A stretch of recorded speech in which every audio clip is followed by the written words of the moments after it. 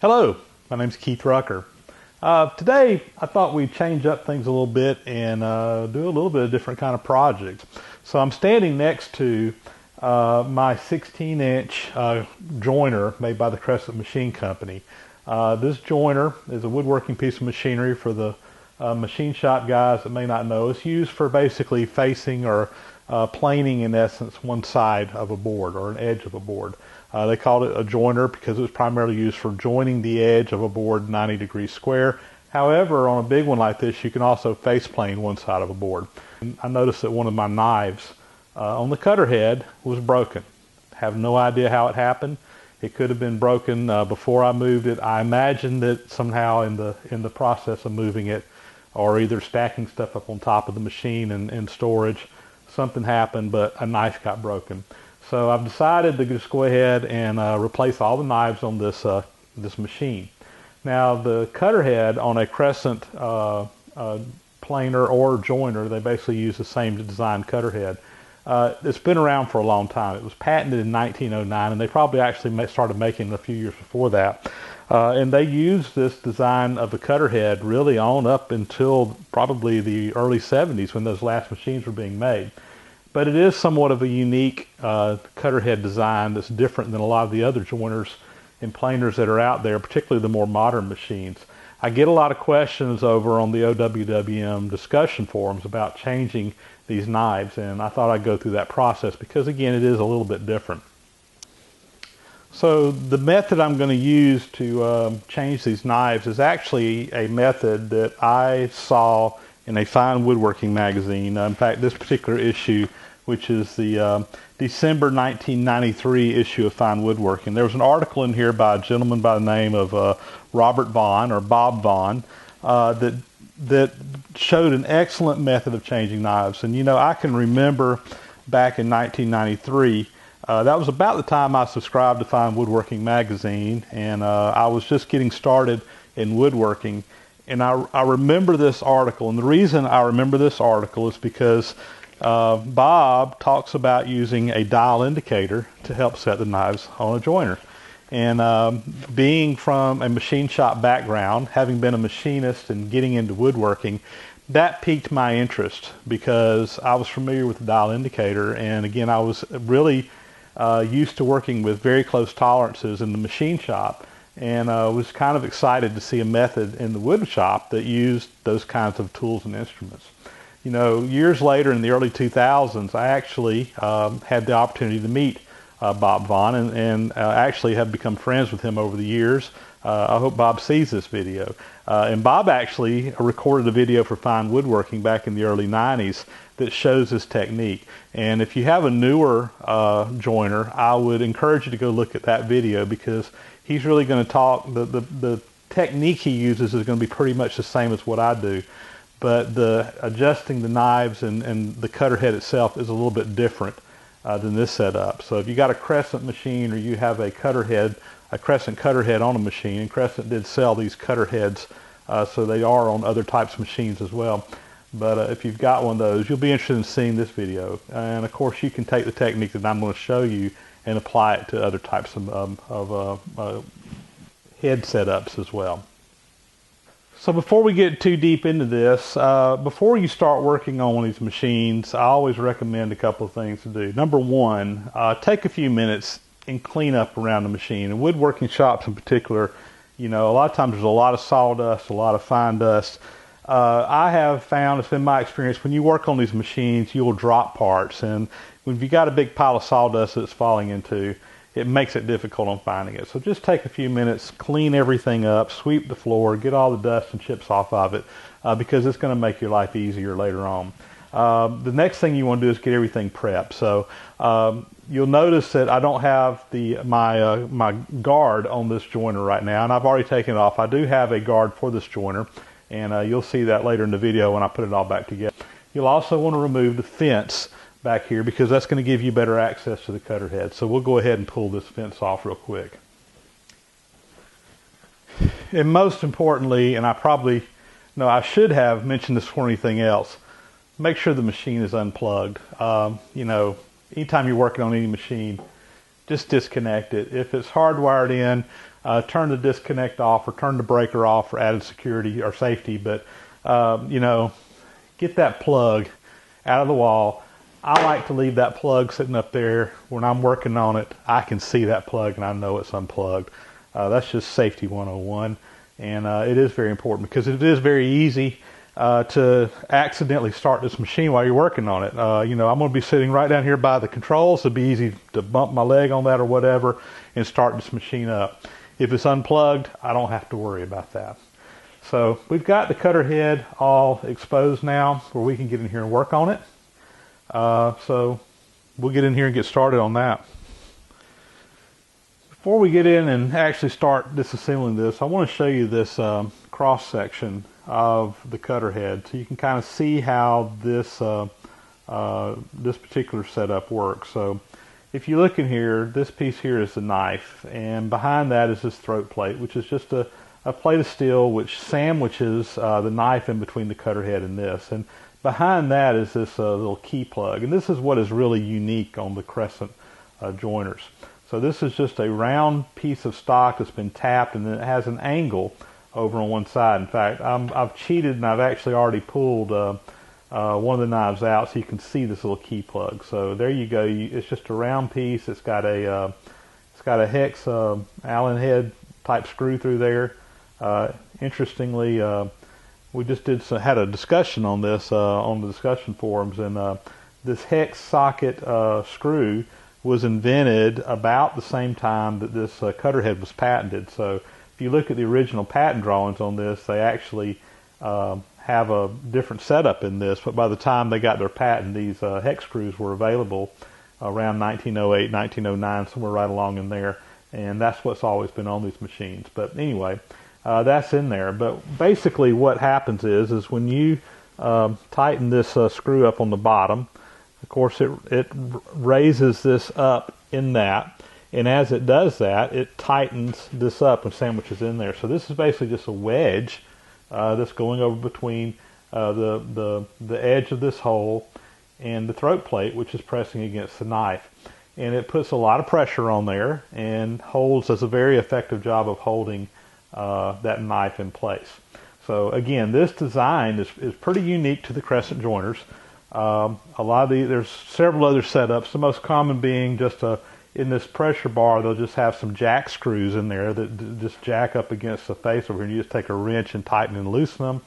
That's the most common setup, but again, this is a little bit unique. So again, I just want to take a few minutes to show you this cross section before we start taking this off, so you can see how it's all going to go together. And this diagram that I'm showing you is actually right out of one of the Crescent catalogs that I have in my collection. This is a blowed up copy that I printed out that shows the cross section. It actually has down here below it the written directions on how to do this. But anyway, I wanted to show you that. So the first step in doing this is we want to actually get these loosen up these key slots in here, and this is what confuses people when they see this set up and they haven't looked at that cross section I've shown you before. It's not real apparent as to what's going on here and how this works, but it's really pretty simple. So we start out, these are taking a 1/4 inch hex key here, so we'll just put that in there, and these are kind of tight. I'm just going to bump it with my hammer there to loosen them up, and I'm going to raise that set screw up. And then, this is in there pretty tight, so I'm just going to take my hammer and tap that until it pops down. You saw it when it dropped down. So now that key in there is loose, and we're just going to repeat this all the way across here.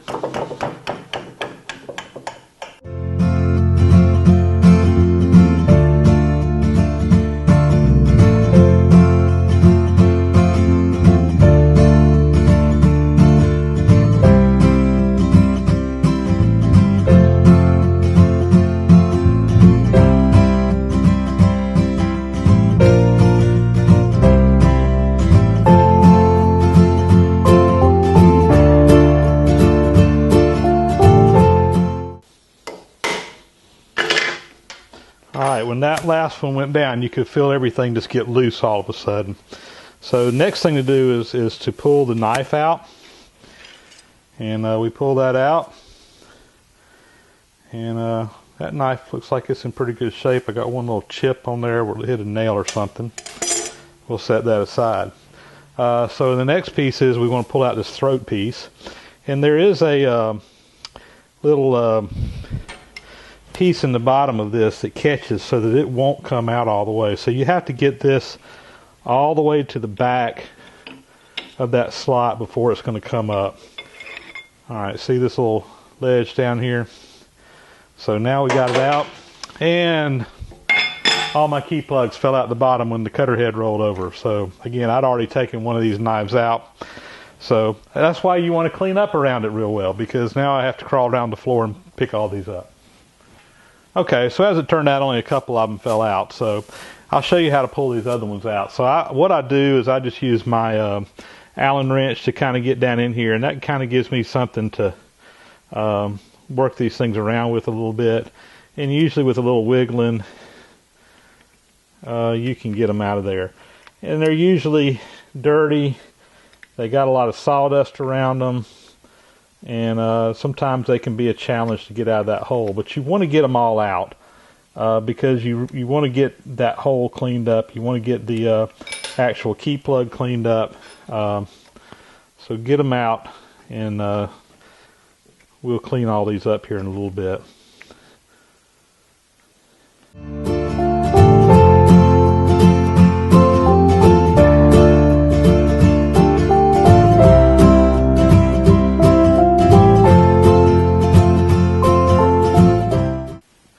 Alright, so that one is completely out now. I don't know that it's necessary, but one thing I like to do is I like to keep these throat pieces with the same slot that came out of here. These should all be balanced. They should all be the same weight, but and they're not numbered from the factory, so I don't really think this is necessary, but it's just good practice. It's something I like to do. So I'm just going to take a Sharpie pen, and we'll number each one of these on the cutter head. That'll be 1, and we'll just mark this one 1. And I'm going to do that on all of there. In fact, let's just go ahead. We'll number all these on the cutter head. That's 2, 3, and again, I'd already pulled that one out.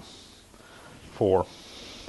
So here are the original knives down here, and above them are my brand new knives that I just got. And let me just say a few things about these knives. The knives on a crescent joiner are also somewhat of a unique size, and they can be difficult to find. So they're an 1/8 inch thick. On a new knife, they should be 7/8 inch high. Now these have been sharpened several times over the years, and they're just a little bit shorter than that.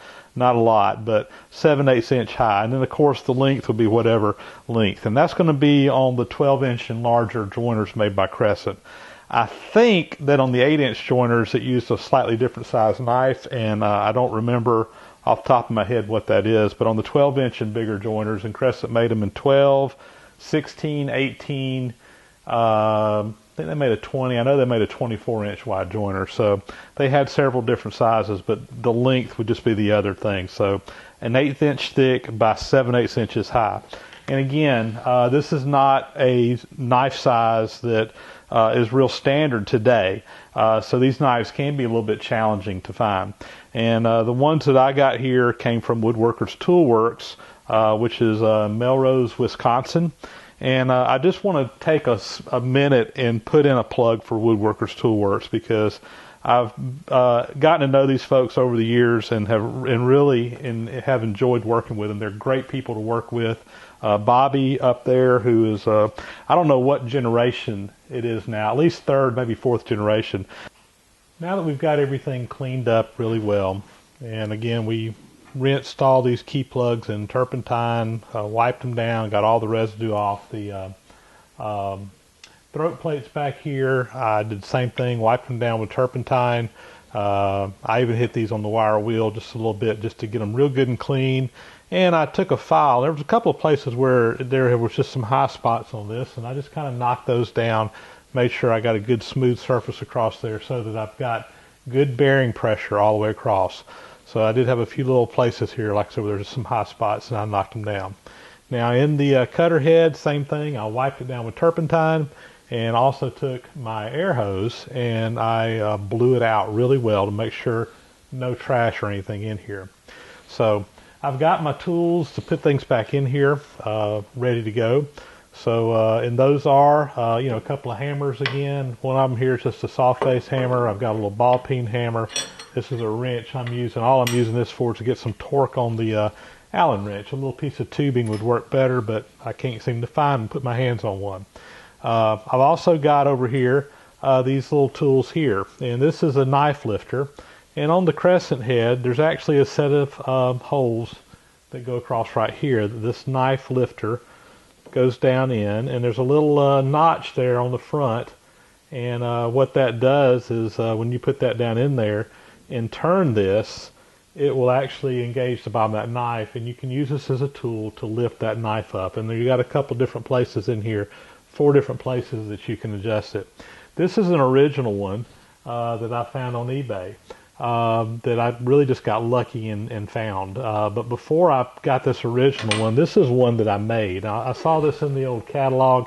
This is a 5/8 inch hole. I took a 5/8 inch bolt. I cut the threads off. This was a long bolt. And on my grinder, I just ground a little notch in the bottom. Could have done that on a milling machine, nothing critical.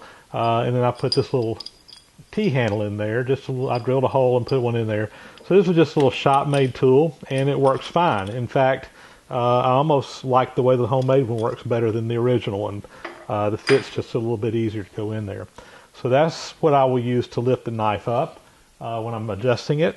If the knife is high, I've got a little block of wood here. This is actually a piece of hard maple. Any kind of wood will work. The hard maple doesn't seem to split as bad because you're hitting the top of that sharp knife.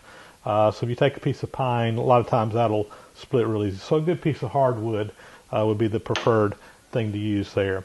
And then the dial indicator, which we'll use to actually get the knife set to the correct height. So let's go ahead and start putting this back together. So I've got my key plugs. Like I said, I've already cleaned these up. I went ahead and screwed them all out so that the bottom of the screw was up in there just a little bit, so I got maximum amount of adjustment in them. And we're just going to drop these down into the key slot, making sure that that little wedge is at the top, and so that my throat piece will go in right. And that one there is wanting to be a little stubborn. Tap it down in there. There it goes.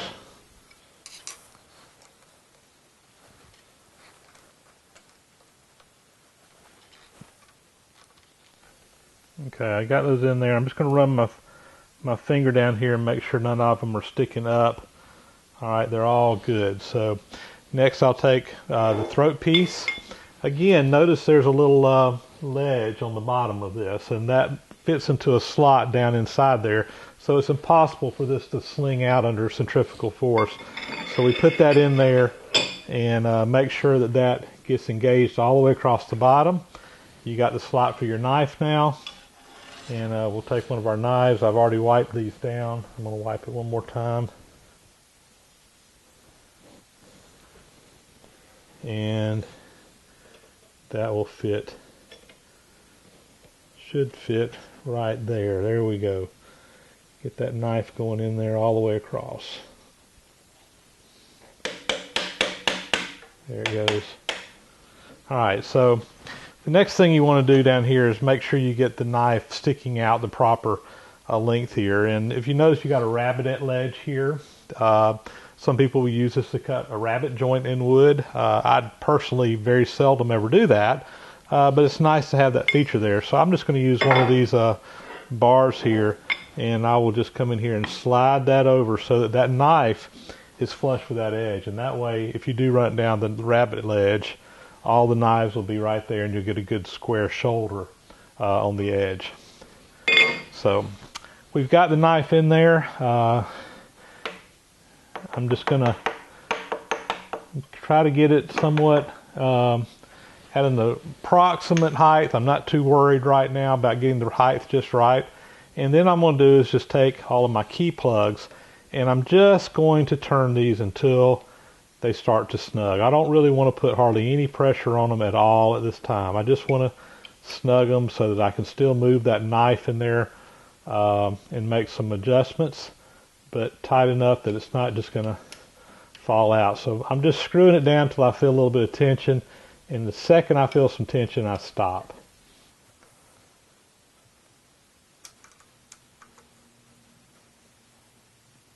All right, so now we'll start to use the indicator to set the knives. And at first we're just going to be making some adjustments up and down. So with the indicator, this is a dial indicator. Machinists use them all the time. I've got a pretty high-end Starrett on here, which I do machine shop work, so I've got some nice machinist tools. This one probably costs a couple of $100 or $100 for that indicator.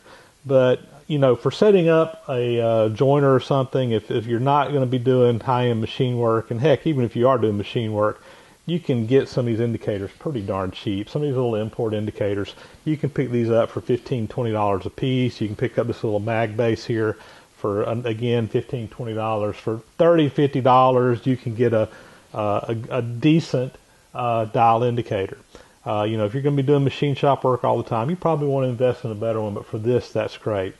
And basically, the way this works, if you're not familiar with it, it's got a little rack and pinion on that shaft in there, and as it goes up and down, you can read on the gauge the depth, and this is graduated in thousandths of an inch. So it's a very fine, measurement. A human hair is about 3/1000ths of an inch. So that kind of gives you the idea of the level that you can measure. And when you're setting your knife, what you want to do is you want to get this knife perfectly parallel from one end to the other with your outfeed table, so that when a board comes across here, you make a cut. The knife is not above or below this table. It's right on plane with this table all the way across. So you're setting the knife. Now, one thing that people will, sometimes worry about is making sure that the cutter head is set exactly this. And when you're setting your table, you do want to try to get your cutter head parallel to the head itself. But when setting knives, it really doesn't matter if your head is off just a little bit from one end to the other. What matters is that the knife is set properly. And so just bear that in mind. Don't get too worried if your head's not perfectly parallel, because the knife can be a little bit higher on one end than the other, and that's fine. It's not a big deal at all. So what we're going to do now is we set the 0 on this, and you can just turn the dial and set 0. We're going to set it on 0 right here on the edge of the table. And I've noticed on here I got a little counter. This thing will measure an inch, and I'm at 300 thousandths on this little small dial down here, and I'm on 0.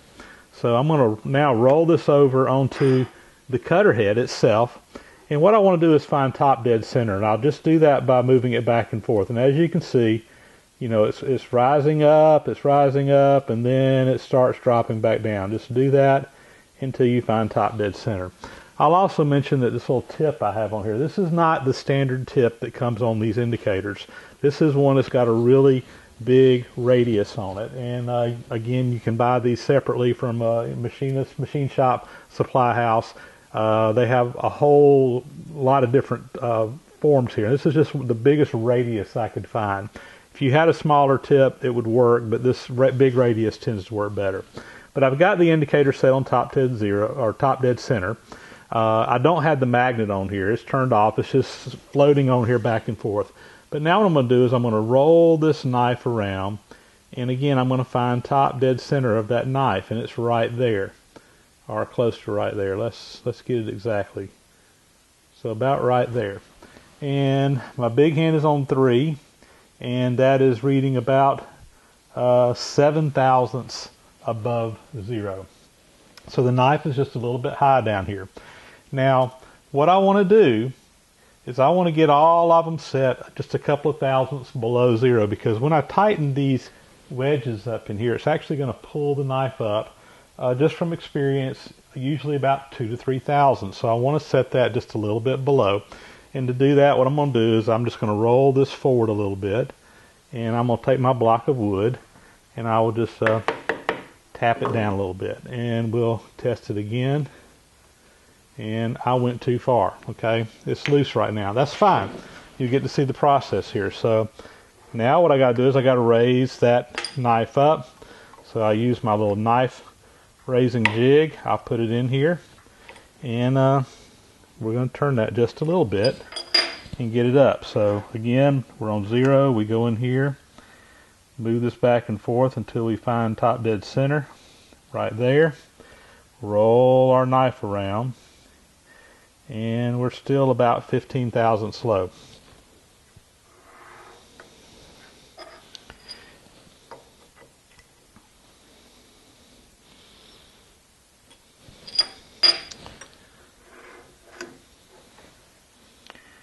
Find top dead center, roll my knife around. Alright, we're getting close. You know, I'm about 6 or 7 thousandths slow now. Still need to raise it up just a tad bit more.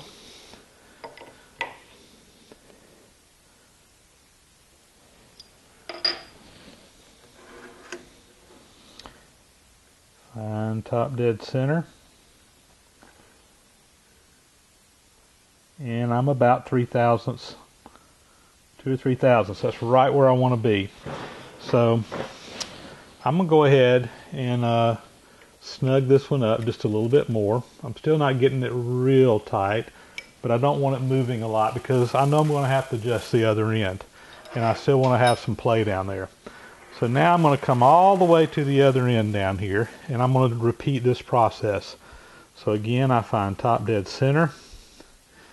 I roll my knife around, and I am about 25 thousandths slow. So same process. I use my knife raising tool, and we'll raise that up just a little bit.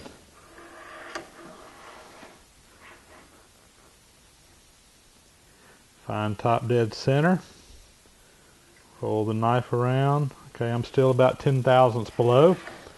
This is just it's a little tedious, a little time involved, but with a little practice, this can actually go fairly quickly. All right, that was raised up just a little bit. Throw my tool on the floor.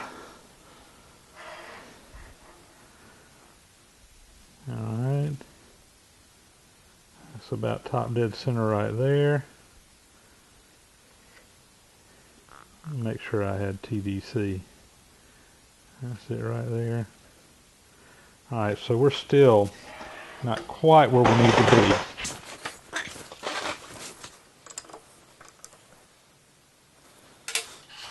Again, my zero's there on the table, so we're good there. Top dead center, and I'm about 2 or 3 thousandths shy. That's perfect. All right, so again, I'm going to just tighten this one up a little bit.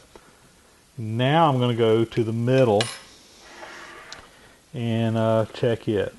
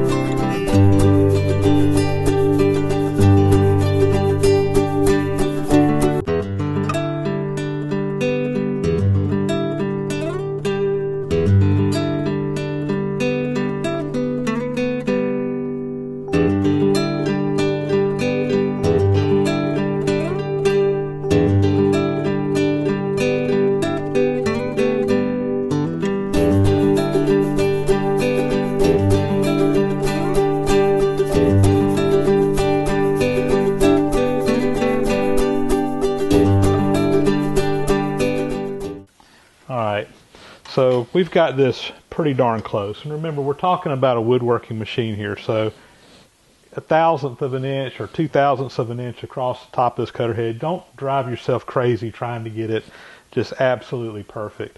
You know, that's pretty darn close. And again, in woodworking terms, 2/1000ths of an inch or even 3/1000ths, the thickness of a hair isn't going to matter. But we've got this knife set. You see the process. We're going to repeat that for all 4 knives on here.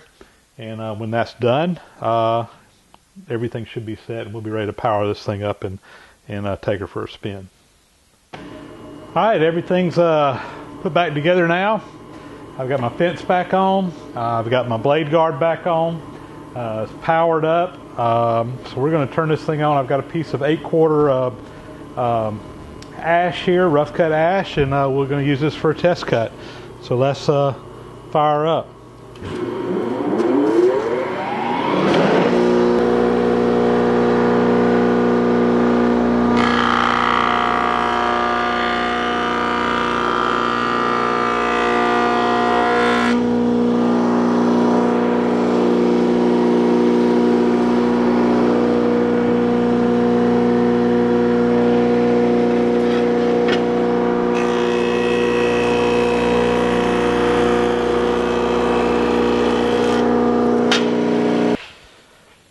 All right, so we got a really nice, smooth, and flat surface on that side, and we jointed it. It's a square. I've got a nice square here, and I can measure this, and man, that's perfect dead on, which I'd already set my fence to be 90 degrees right here. And to give you an idea of how flat this is, I know you guys can't feel this like I can, but I know this table surface here is dead on flat. And when you just put this on here, you can feel the adhesion between the 2 flat surfaces, between this piece of wood and the table. And there's actually just a little bit of suction when you pick that up, which is a good indication that you got a good flat surface here. So if this was a board now, I've got one side flat. I can now run this through my thickness planer, and I'll have a perfectly flat piece of wood that's parallel on both sides. And now that I've got a square edge on this side, I could rip the other side and have everything set up, and a piece of wood will be milled and ready to go. So there you go. That's the process I use to set the knives on my Crescent joiner. Yes, it is a little time consuming. Yes, it takes a little bit of time to get all this stuff just right. The nice thing is that if you get this set of knives put in here and you take care of them, you're not running nails through it. You're not planing wood with paint on it and things like that. Of using those knives, they will last for quite a long time. So with a little bit of practice, you know, this whole process, quite honestly, if I wasn't taking time to explain it, it takes me about 45 minutes, maybe an hour, to change out a set of knives on this joiner. And with a little bit of practice, you know, you can get there too. It's dead on, it's accurate. You'll be happy with the results. So there you go, a little bit of woodworking. Crescent Machine Company, setting joiner knives. Thank you for watching. Thank you to my many subscribers out there. We broke the 7,000 mark of subscribers this past week, and still climbing, still trying to get to that goal of 10,000. So thank you for all you guys who watch. To the guys who are normally watching me do metalworking, thank you for indulging me for a little bit of woodworking in this episode.